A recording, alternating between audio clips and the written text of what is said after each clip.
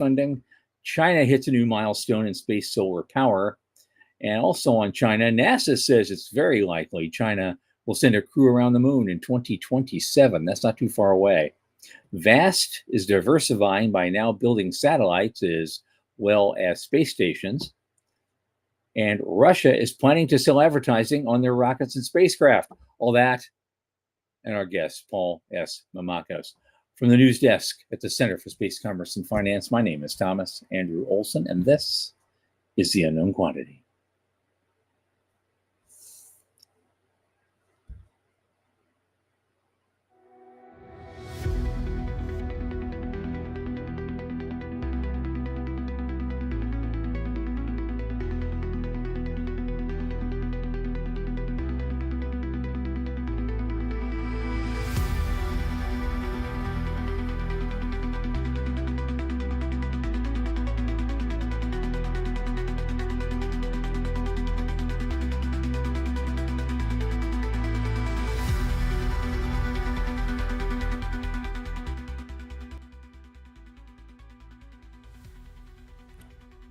Okay, as you know, this program is brought to you by the Center for Space Commerce and Finance. What do? We champion and strengthen emerging space startups and space-adjacent enterprises worldwide through advisory, access, and advocacy. Pitch events and world-class boot camps fortify startups to be better investor-ready. Now, a lot of our work, especially this podcast, is supported by our listeners and fans like you. So if you just go to cscf.space/support and click that point-of-day donate button, a little in the tip jar each month makes a big difference. Don't forget to like and subscribe and tell your friends. And speaking of friends, my oldest space friend, Michael Lane, who either just finished the bread and wine sacrament or payday isn't until next week, is here with me. Michael, come on in. Howdy, how's things? Oh, okay. We both just missed a kind of a bollocks Starship launch just now. Yeah, you know, it is a new, as they say, it is a new launch pad and is a new booster, and so we're finding out right to the last second, literally, what things might trip it up. Right. And so you know what, we'll better luck tomorrow, and right. They're prepared for this, and a good thing. Yeah, it's this stuff is hard. It's a little frustrating because, you want it to succeed. Everybody in the world is talking about SpaceX right now. So it's fun. It was, it gets your heart pounding a little bit faster. I saw one of our fans on the show. So Joe Pastrudo, I saw your comment just like zip past with everybody else's, so that's really fun. Hey, Sue, thanks for being here for the Space Frontier Foundation. We love those guys a lot. Ms. Veronica saw that message. See ya. Yeah. About time and best of luck. Yep. Let's get into it. Tons to talk about. Paul, thanks for being here. Appreciate it. We'll get to you in about 20 minutes or so. Hopefully we don't have any mic check problems, but thanks for being here. So here's the thing. I guess, well, it's interesting. I love Ars Technica now. I'm their new best friend because they actually put their stuff out. They don't make you subscribe, for $100 a month or something. But they think they've identified the largest total addressable market in all of human history, as they say about this thing, because SpaceX has been around, 24 years? They've been very, very, close to the vest with their finances, and now they're opening their books for the very first time. And so that also, get a lot of, got a wide eyes going on. They had a 400-page S1 filing. Crazy. The SEC, and so and they could actually do the IPO as soon as June 12th.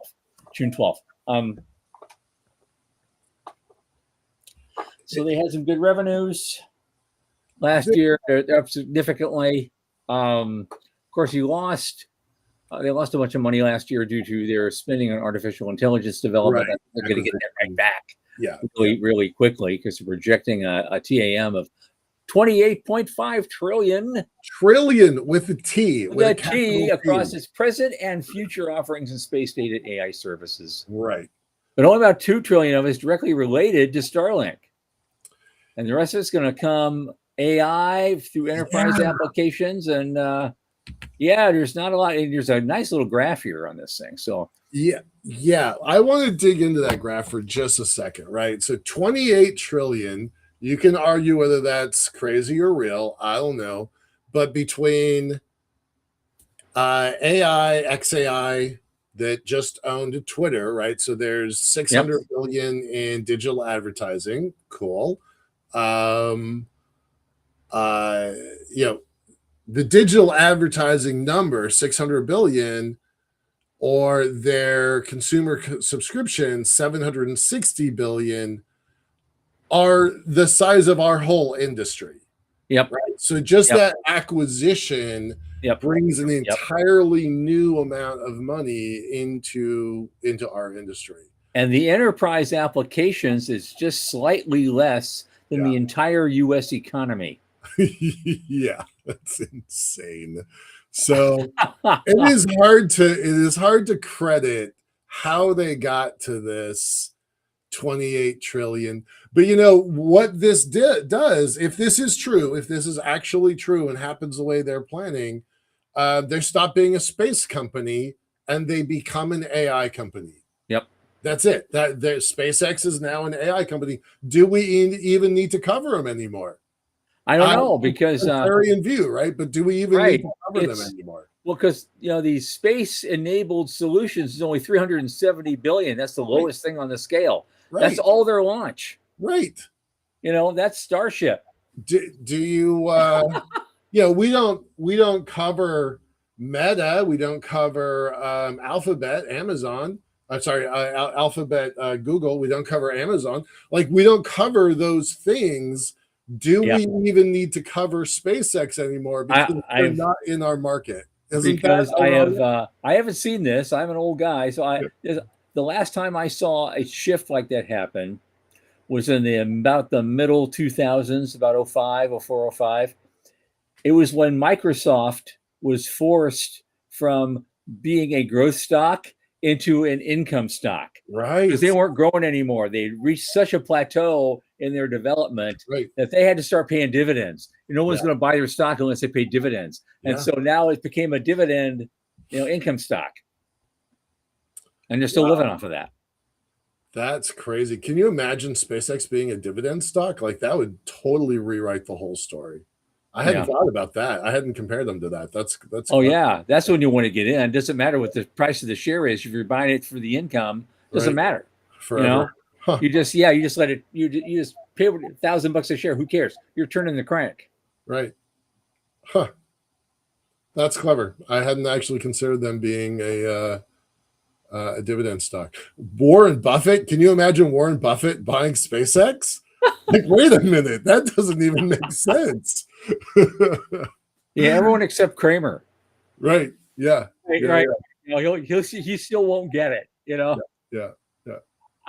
Right. All right, let's keep going with SpaceX because we can spend the whole night on that. What do you want to talk about? Like, is there something where the next thing up? What did they do? It's just, and some of this can be really quick. Yeah. Like this one, they want to build businesses on the moon, Mars, and beyond. So it's just, that's what the point of the whole IPO filing. It gives investors a long look at the long-term ambitions as well as what's going on right now. And so the company actually said that future markets could include factories on Mars and asteroid mining. And speaking of that, you saw the pre-launch activities for for Starship tonight, and there's that guy on there saying they're planning a flyby mission of Mars. Yep. Sooner, a human crewed flyby mission of Mars sooner than later, and that guy was going to be on it. And so I want to see more info on that because that's the first time I've heard of this. Yeah, I heard it just the same moments that you did half an hour ago. I've looked for news online about it, and so far, as of the start of the show, there hasn't been anything. So uh, we don't know anything more than what was announced during the pre-launch show. Mm-hmm. Um, Yeah.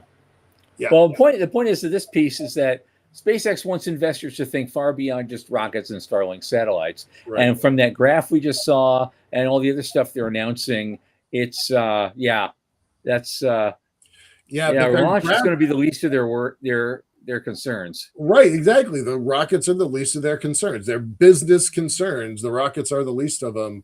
They didn't put any numbers in for Mars or Moon or beyond. And Right. They're putting 22 trillion on the enterprise elements of it. So they kind of, it sounds insane, but they kind of cease to be a space company if this goes the way that they are advertising it. Yeah.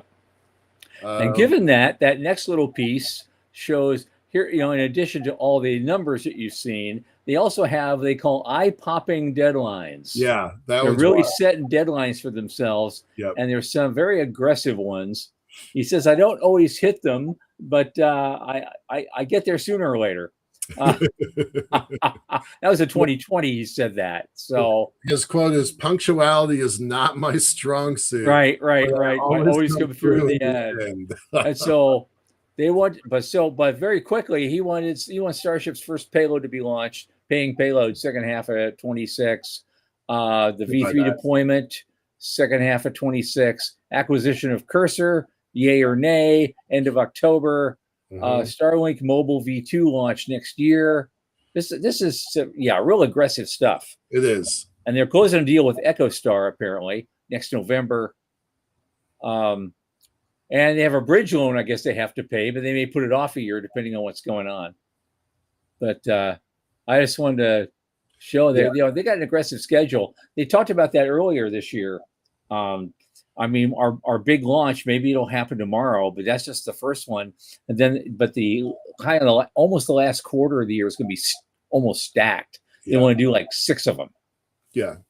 Well, and they're a big enough company that they can, as long as they have range space. Yep. Right. Interestingly, in all those important deadlines, the one I was looking for wasn't there, which was a demonstration of on-orbit refueling. Right. Everybody is waiting for that. It's, you either get that and you go to the moon, or you don't get that and you don't go to the moon. Like, that one should be really obvious and it should be front and center, but okay. They're not committing to it, which I thought was a kind of a chicken move. I thought that was kind of a chicken move. Okay. And there's another one I guess we could just share it with folks. We don't have to go through the whole thing, but there's another Eric Berger piece that I really liked. Yep. And it says the U.S. space enterprise is desperately waiting for Starship and raises the question, will it finally deliver?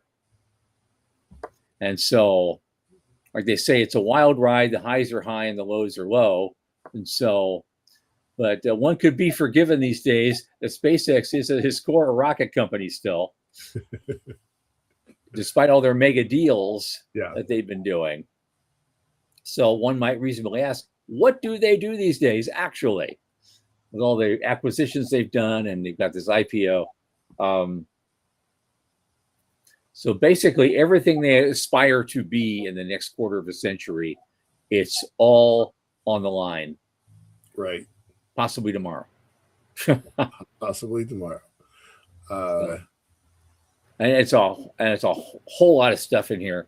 They had a very difficult year last year. They're hoping for a really great year this year. And so we'll see.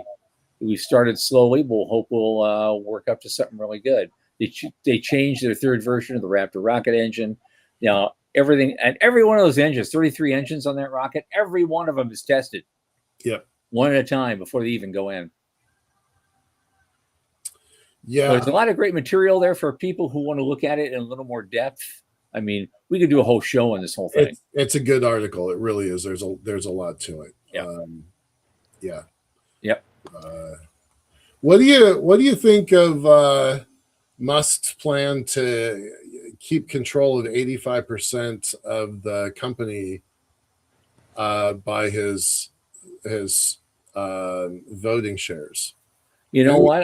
I think if he continues doing really good things the way he intends to do them, if he meets a lot of his milestones, I don't think anyone's going to give a shit because because the company is making money, and as Yep. Sean says, you get what you pay for, Yep. and so because he's been taking like on paper like a 50,000 a year salary. He reminds me of Steve Jobs when he was because he took $1. It's From not Apple, about the money, but his options were insane, right? Yeah. which got him a lot of scrutiny at the end. But yeah, that's fair. All right. Anything more to say about SpaceX? not right now. Not right Right. now. Oh well, as a tangential thing, the next thing up is Anthropic will pay XAI Mm-hmm. 1.25 billion a month. Right. They're buying. They bought a 300 megawatts worth of compute. They basically secured the entire output of the Colossus One data center near Memphis. Right. Yeah. So, that number by itself changes the number for the entire industry, right? We're always talking about that 630 billion or so, 650 for the industry, and this is a $15 billion deal. It's it's huge. This one deal moves the needle for the whole industry, and it was included in the S1 filing. Yeah, and so that was already in place. When they filed the SO, that's part of it. Part of the numbers. I mean, if you're trying to crunch the numbers, right, you got to include that. Yeah. But yeah, they just sucked up the entire output of that one data center. I hope they're not having any brownouts in that part of Memphis right now, but we'll see. Next up, this seems so small now. This is like, speaking of lunch money. Well, right. Last week, this was a big deal. Yeah. Well, 5 years ago, this would have been a big deal. Right. A company called Tomorrow.io. They're doing a funding round for Deep Sky, and they just added 35 million to it. It was space and money. I thought I'd mention it just to say they're not the only game in town. There's other people doing stuff. Oh yeah. These folks have been in the news a few times. They're all about weather, managing weather and weather data. So good for them. Good for them. I could use it right now. So I could use that right now, and so could you. Right.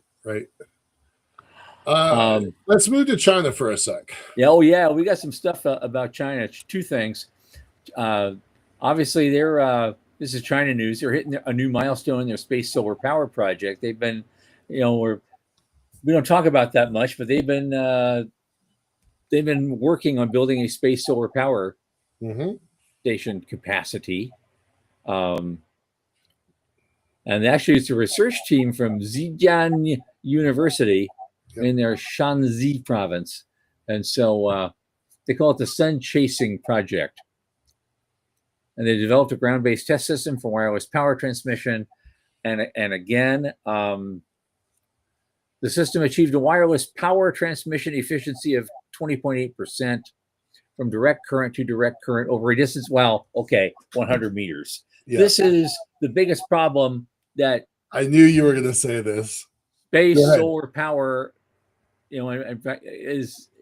delivers, and we still have this problem. It's a dirty little secret that no one wants to talk about in these circles, especially our own. The efficiency of you got to put 500 watts in at one end, and maybe you go 100 kilometers and you'll get 5 watts out the other end. So that's still they're still having the same problem that our cohorts in the States are having. Well, and also welcome to the party, pal. Right. Also the 100 meters, like that was island to island in Hawaii, right? So which was 30 years ago. Yeah. So it's like, okay, cool, good job, keep up the good work, keep going this direction. I do think it's interesting, though, that if you look at the link of this is China's national news, and this is their English propaganda channel. Oh, So, absolutely, yeah. absolutely. So, consider So what it is. if they're going to admit their faults right there on the English propaganda channel, what does that tell you? Yep. Because that little tidbit ties right into what I've been yammering about for years. So I'm still not wrong. Yep. That's what they're going to say on there. They're going to say in the next article, Olson, not wrong. Yeah, that Bingo. would be the him. headline. Wouldn't it be nice? Yeah. All right. Next one. China Here's the likely big to deal. send a crewed mission around the moon in 2027. The NASA administrator was talking about that just the other day. Yeah, Yep. here. Isaacman said here in Washington at the IAA Ascend 2026 space conference, the next time the world tunes in to watch astronauts fly around the moon, which will likely be sometime in 2027, they will be taikonauts, and America will no longer be the exclusive power to send humans into the lunar environment. Yeah. So hopefully that will get somebody's attention, right? Absolutely. Yep. Absolutely. Yep. And he did have some comments. I didn't include this link. He had some comments at another event. He basically called just the other day, he called on the space industry to move with urgency and focus.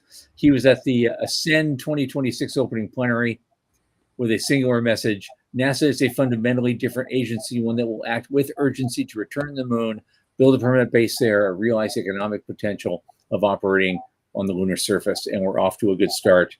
But it's only just begun, and we just need to go straight to it. He didn't pull any punches on his assessment of NASA's loss of focus in the intervening decades. So they grew distracted trying to please everybody. Yeah. And so either programs became too big to fail or too costly to really succeed. Right. And so he's just laying it on the line. So it's focus, and the private sector development is really going to make a big difference. I mean, we've been saying it for 25 years, and some's finally listening. So that's I know nice. it. Thank Christ. And we live to see it, dude. Right. Okay. Is like the space race never ended. And Joe Prostrito, I actually saw your name. You had a comment. I couldn't see the comment because they were going by so fast, but I was on the same channel you were for the Starship Scrubs. So good to see you. Glad you're here. Yep. And Morty's back. Hi, Morty. Glad to see you. He had a big day yesterday. I'm not going to get into it, but he had a big day yesterday. Good. Yeah. Vast did something interesting. They're not pivoting, they're expanding. And now in addition to building commercial space stations, now they want to build large high-powered satellites. So they're diversifying, I guess. This is the subtle way of saying, hey, we want to do data centers in space like everybody else does. Right. And so basically it's like what we keep talking about. There's this huge new markets opening up. Money is pouring in. How can we tap into some of that? Mm-hmm. We've been saying that for weeks. And so here's Vast going, yeah, I hear you. I hear you guys. We're doing it. Stay tuned. Yeah. I mean, they're literally saying Hote, who's their president or CEO, I forget, was chief executive officer, added that Vast also plans to offer an NVIDIA Space One module to support orbital data center. Like they're like, hey, we can do this. Everybody can do it. Let's just get into it and do it. So if you've got anything that can go to space, you should be advertising that you can be a data center. Joe Luttrell, for a satellite that we've got that you're building for us, could you just put an NVIDIA chip on it, even if you just like scrape the logo off of something and just tape it on so we can say that we've got data centers in space? Could you just please do that for me? Thanks. Well, here's what I got over here. I've got an old Lenovo laptop going back years. I'm running it outgrew Windows 8, so I put Linux on it. Right. I put Ubuntu on it. Maybe we could launch that on a piggyback with one of these outfits, and I could say we put a data center in space. Right. I Well, got it still runs. Hard drive, and comms. That's all you need right now. That's all you need. Yep. All right, let's keep going. Okay. So good job for Vast. We got so good for Vast. Now Russia. This is my little humorous moment of the day. We're done. Russia wants to advertise on their rockets and spacecraft, and apparently that idea is catching on.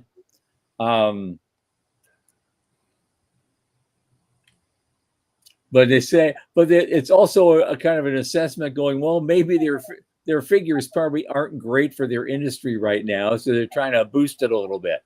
Right. But that's so funny. Advertising in space. We have been talking about this for 25 years. We've been saying, dress these things up like NASCARs and launch the damn things. Oh, well, all those images that came out back then, early 2000s, they're always showing the shuttle with a bunch of stickers all over it.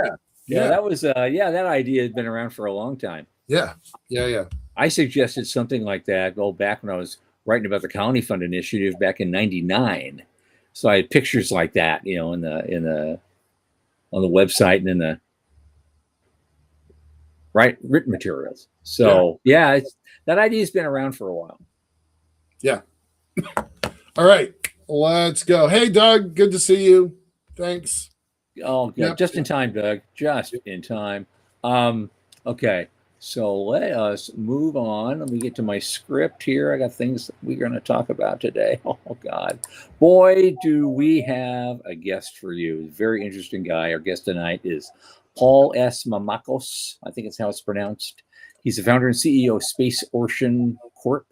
He's a 20-year plus entrepreneur with a focus on orbital logistics, water transport systems, on-orbit servicing, and building the logistics and resource infrastructure for a permanent human presence in the high frontier. So, Paul, welcome. Good to meet you again tonight. Hey. Good seeing you. Good seeing you. Absolutely. Here's what we usually do. This I think it's your first time on our show.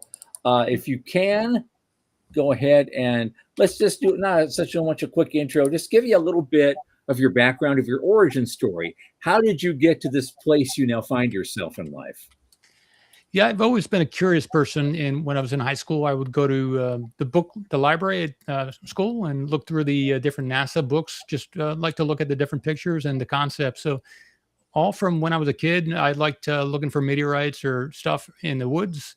I'm at a point now where I've been in business for over 20 years, and I know how to lead a team or at least gather a team. And this is exciting stuff I always liked to do when I was a kid, just exploring and learning and being with people. Good.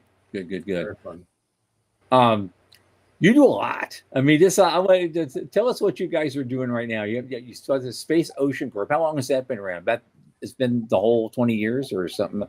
The main team has been here for about a year and a half, 2 years. Okay. All right. I started the company 5 years ago, but the main team, we're 50 people. So.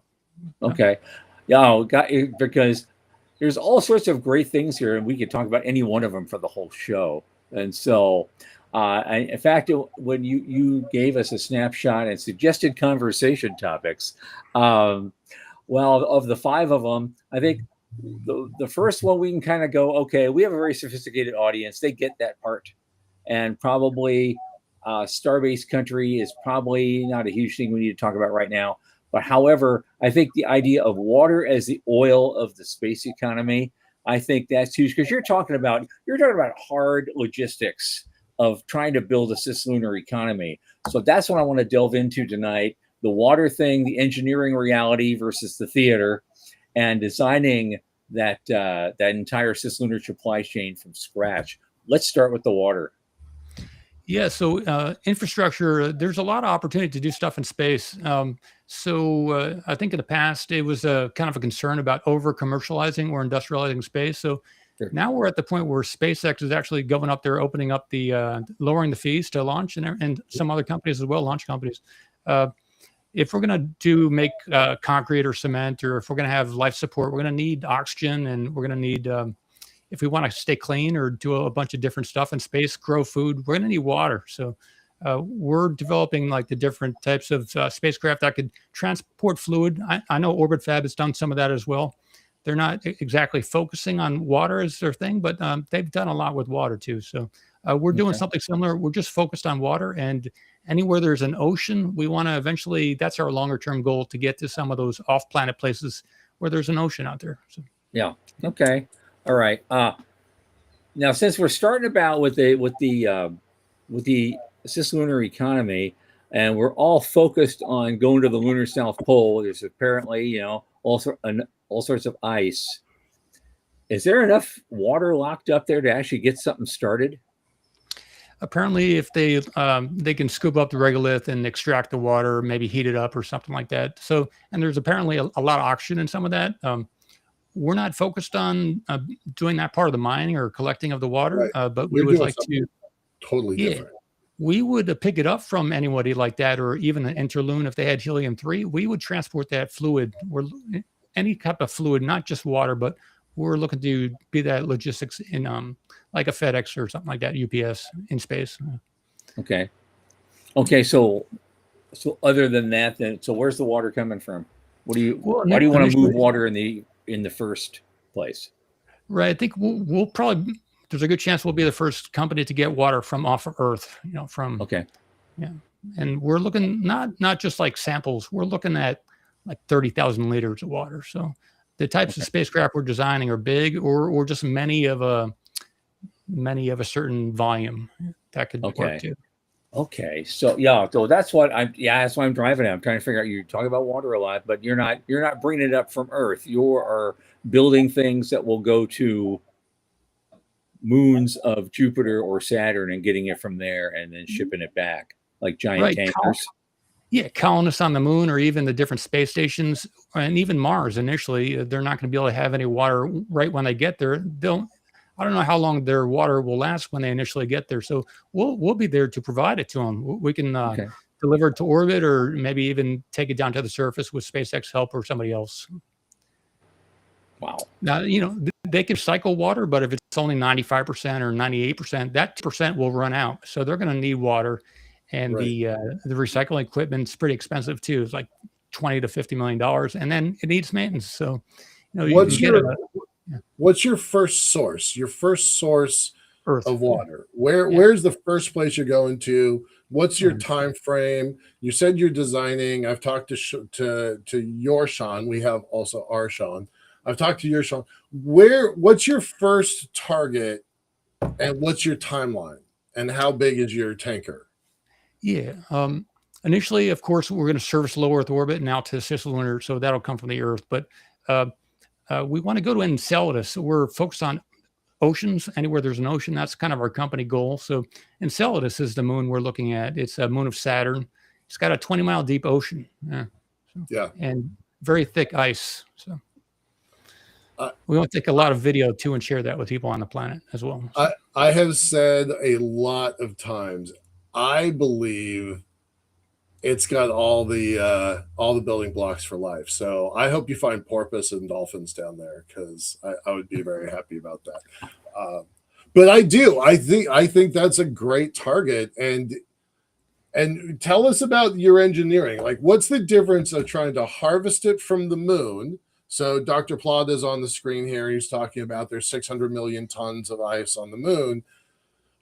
They're going to have to do it the hard way. They're going to have to dig into the super cold night of the moon, dig in, and then process that way. So that's one path. You have a completely different path. So what are you doing that's different?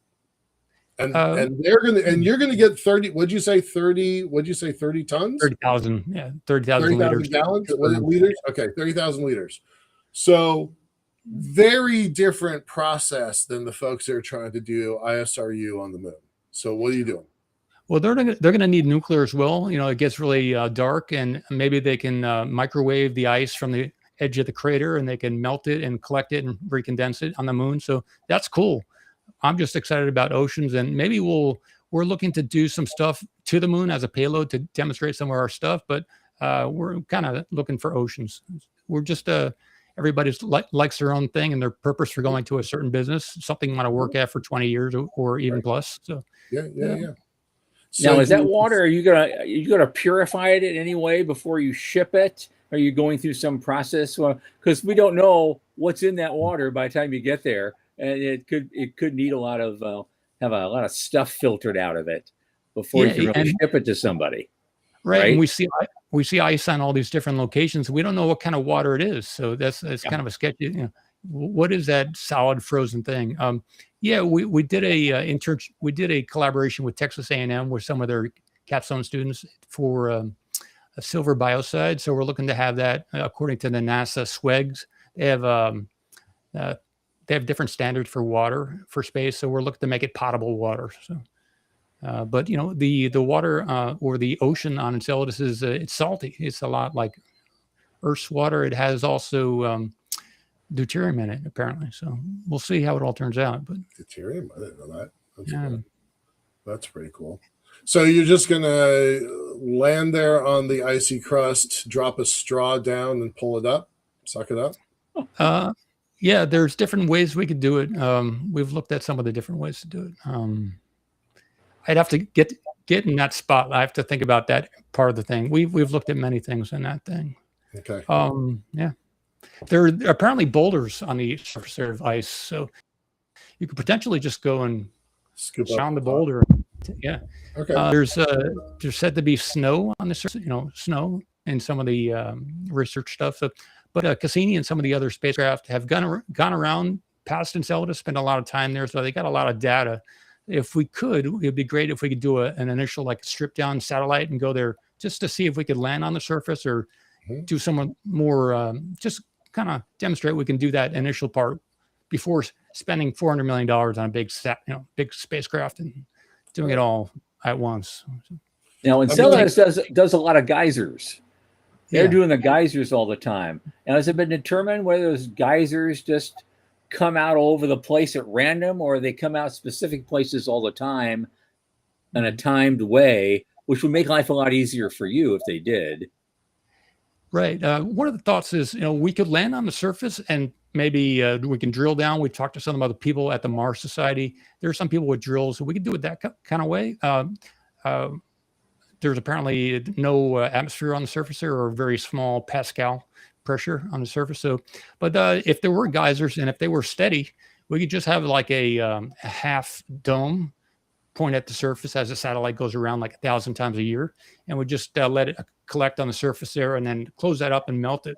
So we could have a satellite dish kind of pointing at the surface there, and that could be 100 years or something like that. Very passive collection. So I could see an incredible kind of a supply chain there, just like we do with oil tankers now. You got this water tanker, go to the latest, and you're picking up a bunch of stuff and sending it off, and then a few days later another one shows up. I mean, you just keep doing this. You have a string of them going all sorts of places. Yep. Right. Yep. Yeah. You got a couple questions popping into the chat here. Dr. Plata is asking about near-term ROI. Do you want to talk about that? Yeah. If we look at the near-term stuff, to deliver water to the space stations, about $23,300 per liter currently.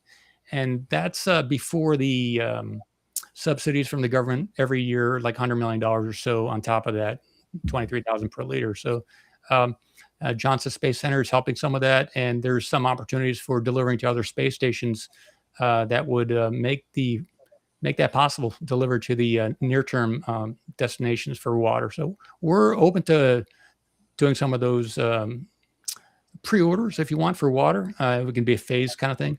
But so that could be anywhere from $25 million per 1,000 liters up to $45 million per 1,000. So that's kind of, we're looking at the price point starting at around $45,000 per liter. That's without any government subsidies. So it could be pretty lucrative. You got to factor in that a satellite costs a certain amount of money, and then there's a lot of insurance, and even the launch cost is about $1.6 million. So there are different factors, and assuming the spacecraft makes it and doesn't blow up or anything, you can make some money doing it. Out to Enceladus, It's about a 6-year journey with today's propulsion. So there's a bunch of there are risks, and we've been moving that forward. We have 30 engineers on the team, but and we do have some partnerships or collaborations with people outside the company. We got a bunch of partners as well. So there's a lot of PhDs and different expert, knowledgeable people we can draw on. A lot of people want to go to Enceladus. It takes a while to get there, and the European Space Agency wants to go there as well. So, but it has to. You have to send the spacecraft out that way if you want to go there. You can't just keep talking about it. So, it is on the decadal survey. The Enceladus is kind of at the top of their list, maybe number 2. So we want to go there. We want to help other people go there. So factoring in the spacecraft's going to be at least $400 million, and then we would like to collect a whole bunch of that water. So how valuable is that? Elon has said that maybe $100 million per gallon, the value of water on Mars, today's price. In the past, he said $1 billion per gallon. So the price of water at those far away destinations, the sample return from Mars has been valued at $10 billion for like a 40 liter amount of soil from Mars. $10 billion for 40 liters of volume. And then they even had like an $11 billion value for that. So if we look at all that, we're looking at maybe $26.4 million per liter is what we would start at the price from Enceladus. That is pretty insane. Well, just running the math that you just described, 45,000 per liter, just 45,000 per liter. If you can pull off 30,000 liters, that's $1.35 trillion. Yeah. So that's pretty good. Like that you can build a hell of a spacecraft on $1.3 trillion. Sorry, 1.3. We keep going back and forth with B's and T's today because of SpaceX. $1.35 billion. That's a little more. You can still build a hell of a spacecraft off of that. So even if you are getting those other larger numbers, even that base number to ISS is still a good number. So that's pretty interesting. I'm still hoping there's something under the Martian soil somewhere that's like the size of a Great Lake. And I think when we start building a Mars settlement, I'm hoping they'll send some Oklahoma roughnecks out over there and start doing, guys who are used to drilling oil, and maybe they'll drill for water, and maybe they'll find something that would change the dynamics insanely. Yeah. I am skeptical. It would make Mars a go-to place, wouldn't it? Yeah, it would. It would. I am skeptical of that answer, by the way. So, all right. So you got a couple dozen folks working for y'all. What are your like day-to-day contracts like? Do you have all those people working on this one task? And if so, where's your capital source? Yeah, our team is any company could do this. So I've had a couple other businesses in the past, and I exited one. So I had some success creating something and exiting after it. And I've had a lot of time to think about good ways to do stuff. But if anyone wants to start their own business, you can just go down, register at the State Corporation Commission. You can do it online. Sure. It's like $275 or whatever it is in your state or whatever. And then if you have shares, if you make a corporation, you can give people that are excited about what you're doing shares to participate. So some people are like, I don't have enough money to pay people. But what I did at Space Ocean was they're earning shares. That's kind of their income, restricted share units. And it's a model that I think Tesla did something similar. They had RSUs, equity incentive program. So that's what we have at Space Ocean. And so we're looking at like a variety of spacecraft. We got the low Earth orbit ones. We have the one that would maybe go out to cislunar. Cislunar is going to be needing more radiation and other type of stuff on it. And then we're designing one that could be a tug for some of the smaller spacecraft. And then we're designing one with nuclear. We have a partnership with Space Nukes, and they have a nuclear reactor, which like a certain kilowatt rating, and they have other varieties that they're working on as well. So we're looking to go to like Enceladus. It's beyond the asteroid belt. So when you get past the asteroid belt, beyond Mars, the sunlight is a lot less. So you're looking at maybe 1% of the light from the sun. So solar panels can't really work. So you need nuclear, or you need some other type of energy. So our partnership with Space Nukes is to develop that capability for when we actually succeed in the low Earth orbit out to cislunar area, we can immediately go out to and sell it as ASAP. But for the space industry, you can't start working on something when you're ready to work on it. You got to work on it many years ahead, because even the time to buy the components takes a lot of time. So you got to start working on it today if you want to do it 5-10 years from now. So we have several spacecraft we're working on at the same time. That's what we have, different teams working on the different craft, and some of the people work on a few of the different craft at the same time, in that specific area they're in. So. Got it. Okay. Can we shift gears just a little bit? Yeah. Because you do a lot of other things as well, and you've done a lot of analysis about the engineering things. I'd like to talk just a little bit about something you said is something that you call it engineering reality versus TRL theater. And it's basically, what does technology readiness really look like? And we're startups, and this is really important to our crew, startups paper over the hard problems and what investors should actually ask when evaluating technical claims. What do you think? Do you have a working prototype, or have you been to space before, or do you have anything in space that you can say that's mine? And so we're working on that thing where a lot of people in our company have done stuff with other space companies, and they have stuff in space, and they landed on the moon or whatever. We have a lot of very experienced people on the team, 20 to 40 years, experience, and they're actively in other programs as well as being at Space Ocean. But as a company, we want to get that check mark and that experience as a team where we've done something together, and it's up there in space right now. And then that will help us when we're trying to get an order from another company, or open a certain type of partnership, or even apply for a phase 3 SBIR or something like that, or get investment. An investor wants to see, what have you done in space? So that's what we're working. Right. Well, where do space startups paper over the hard problems, in your view? What have you seen that you mentioned that? Some people have very small teams, and even working with people, here's a good example. We've had a bunch of military people on the team, and I don't want to say anything about those types of people. We have some are great, and some are very structured in a certain way. So depending on what you're doing, the type of people on your team it'll matter. And then who do you want to hang out with? So certain people want something done in a certain way, and I've fired a whole bunch of people. We've had over 300 people cycle through. We're in the 400s now, so as a team. So, wow, we could do an entire show on that. I've had more than 50 interns at LiftPo over the last almost 25 years. Not quite 25 years, and that's complicated. I don't think. I've probably had about 100 staff across all of the incarnations. That's complicated, right? That's after nearly 25 years of total time, multiple incarnations of this company. So it's hard to do that. Let's go back to that TRL theater, though.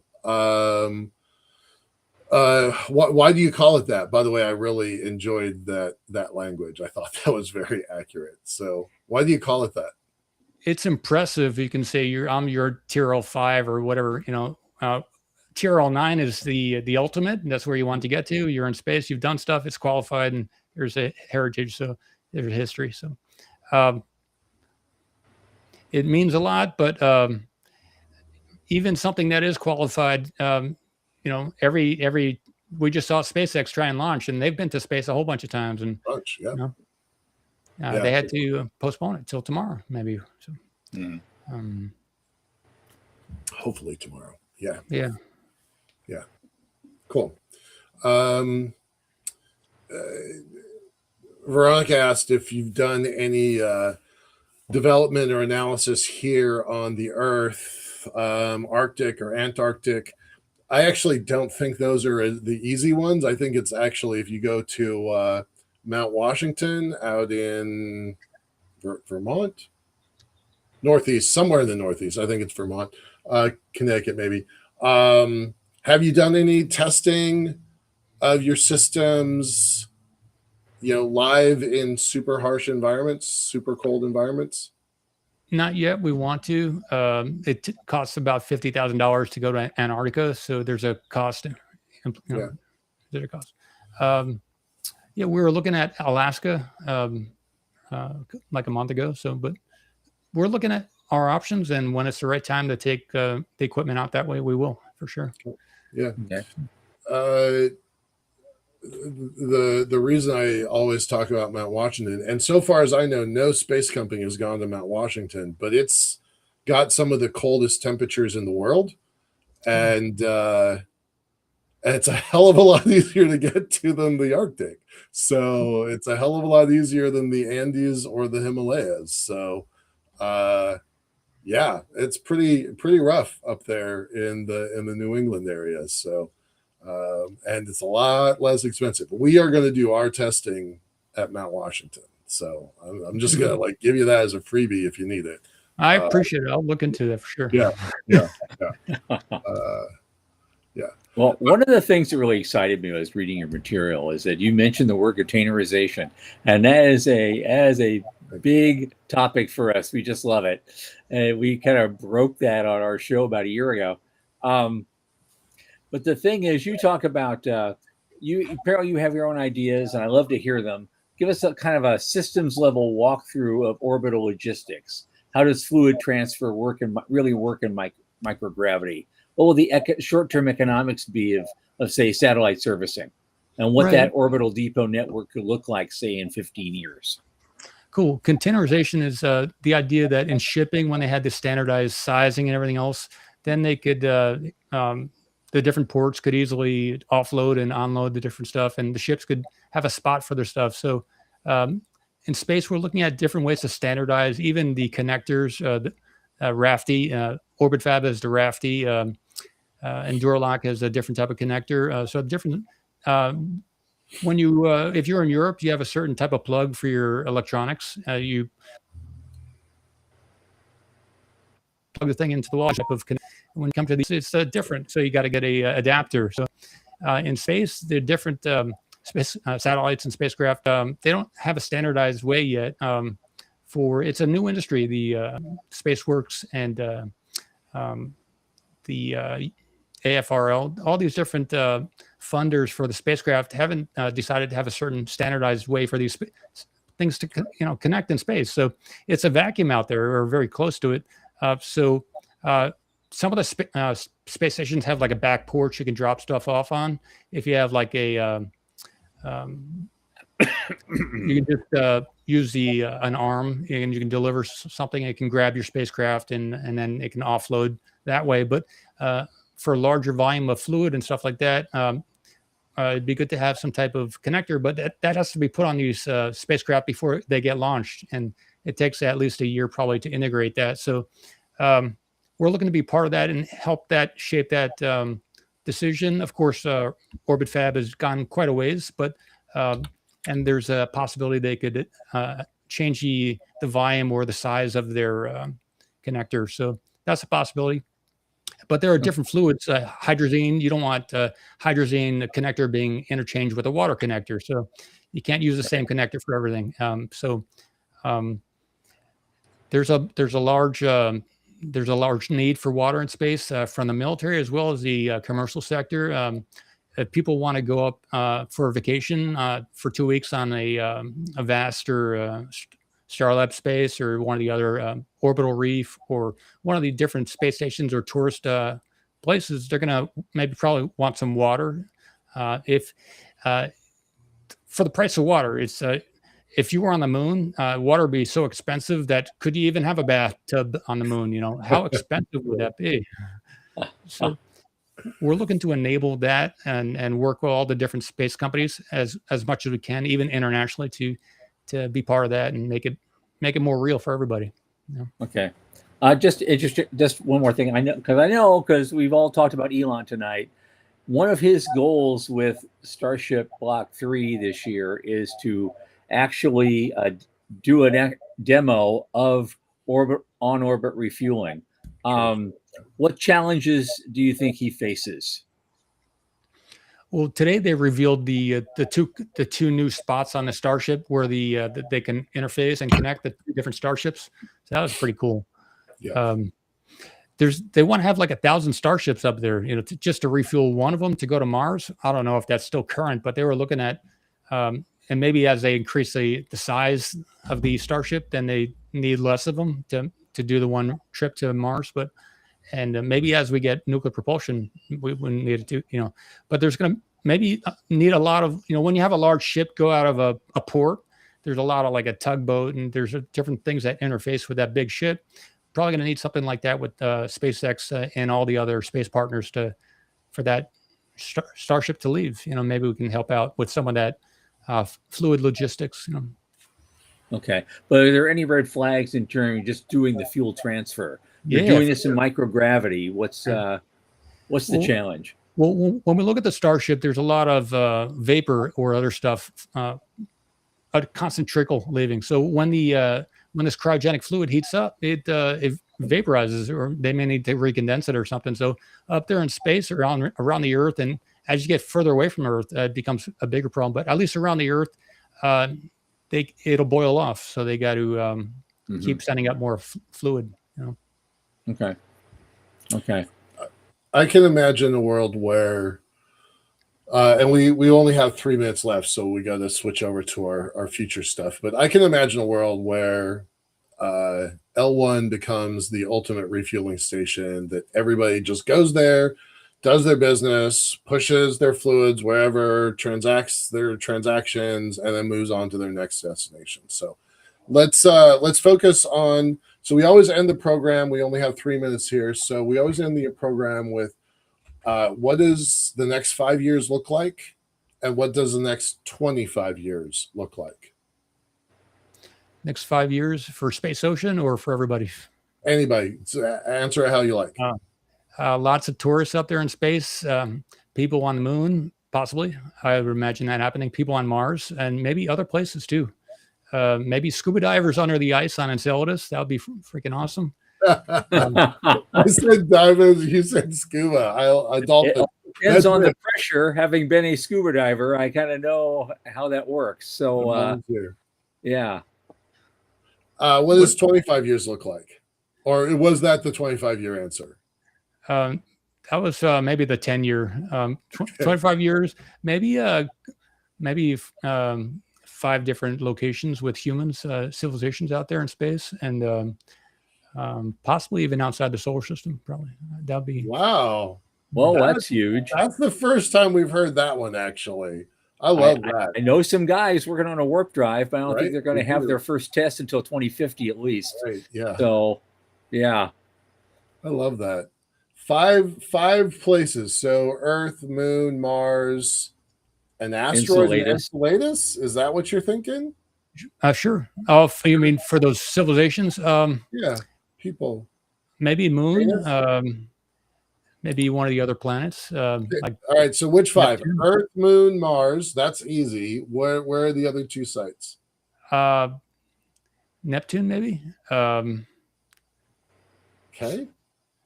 I don't know where else. We'll have to see. All right. It'll be anybody's guess by then, and I'm sure I would say asteroids, and I think you could convince me of Venus. Maybe you could convince me of Venus. Yeah. All right. Yeah, well, yeah. Wherever the water is. So Sean, our producer, is like, wherever the water is, that's where we're going to have people. So that's it. That's exactly right. That's the answer. Paul S. Mamakos, founder and CEO of Space Ocean Corp. Thank you so much for being here. It's been a very, very delightful conversation, very informative. I hope we'll have you back again sometime. You're welcome, and look forward to seeing what you guys continue to do. It's good stuff. Thank you. Thanks. Okay. Thank you. See you soon.